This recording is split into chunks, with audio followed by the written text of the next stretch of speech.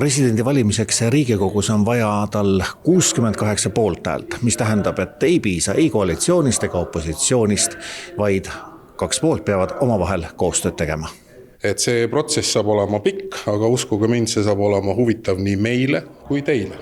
Kõigepealt püütakse president ära valida Riigikogus ja kui see ei õnnestu, siis valimiskogus.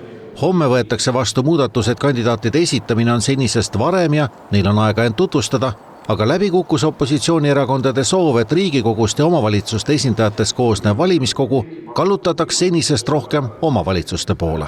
Mis puudutab nüüd valimiskogu suurust ja seda, et kas seda oleks võimalik muuta, siis minu hinnangul oleks mõistlik selle teema juurde tagasi tulla, aga kuna me oleme nüüd ainult juba 6 kuud presidendi valimistest, siis võimalik, et see periood oleks olnud ka liiga lühike, et hakata niivõrd ulatuslikult neid proportsioone muutma, aga järgmisi valimisi silmas pidades ma ei välistaks üleüldse, et see muudatus tuleb ellu viia. Kuivõrd suur pettumus on see, et valimiskogu põhimõtteid siiski ei muudeta? See parlamendi koosseis Reformierakonna juhtimisel ei ole võimeline mulle enam, ma arvan ka Eesti rahvale, pettumust valmistama, et ta on selle madalseisu juba saavutanud juba pikka aega tagasi, aga see ei tähenda, et meil ei oleks lootust, see on kõige tähtsam. See viibki meid selleni, et presidendivalimised on ühtlasi ka suur erakondade omavahelise jagelemise periood. Seda enam, et aasta on jäänud ainult Riigikogu valimisteni. Ma arvan, et parlament teeks valesti, kui ta nimetaks ametisse koalitsiooniparteidele sobiva inimese, kes nende poliitilist agendat siis ellu viiks. Ja ma arvan, et see ei vasta ka ühiskonna ootustele. Ega me peame laiemalt olukorda vaatama. Ma arvan, et see parlamendi koosseis on ammendanud oma mandaadi, et arukam oleks meil enne presidendi valimisi teha parlamendi valimised enne tähtaegselt. Tegelikult Urmas Reinsalu püüab siit Riigikogu valimisi teha ja panna seda nii-öelda koalitsiooni vastutuseks. Et teistpidi ma arvan, et Eestil ei ole kasulik selline Kristen Michali ja Urmas Reinsalu vaheline kukeboks, et lõppkokkuvõttes Eesti vajab presidenti ja mina Reinsalu kutsuks ka üles ikka asjas tõsiselt suhtuma. Nimedest ei julge veel keegi spekuleerida.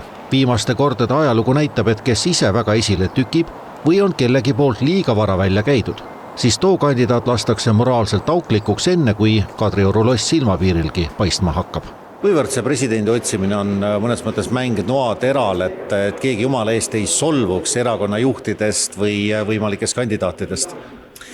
Solvumine on väga subjektiivne tunne. No, nimetagem seda kas siis ära hirmutamiseks, avaliku näo kaotamiseks, mis iganes muuks emotsiooniks, kui et konstruktiivselt arutame.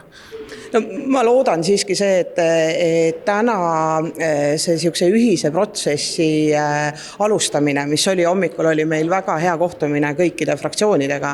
Et see on siukse üksmeele ja ühe sihi tee algus, mitte üksteise solvamine. Et ma arvan, et see solvamine ei vii mitte kuhugi. Siin Eesti ajalugu tunneb ka seda seisu, kus kõik valimisvoorud on läbi kukkunud ja siis Riigikogu esimees kuskilt tagant ruumist toob üllatuskandidaadi, et kas olete ka selleks valmis ja võib-olla kuklas tiksub, et kui keegi teine ei tule ja ei suuda ära valida, siis pakute ise välja. Indrek Tarand on teile tore nõunik siin. Meil on täna kogunenud Riigikogu vanematekogu selleks, et arutada 2026. aasta presidendi valimisi ja seda, kuidas valida ära Eesti Vabariigi president Riigikogus ja põhiseadus ütleb ju meile väga selgelt, et Eesti Vabariigi president valitakse ära Riigikogus.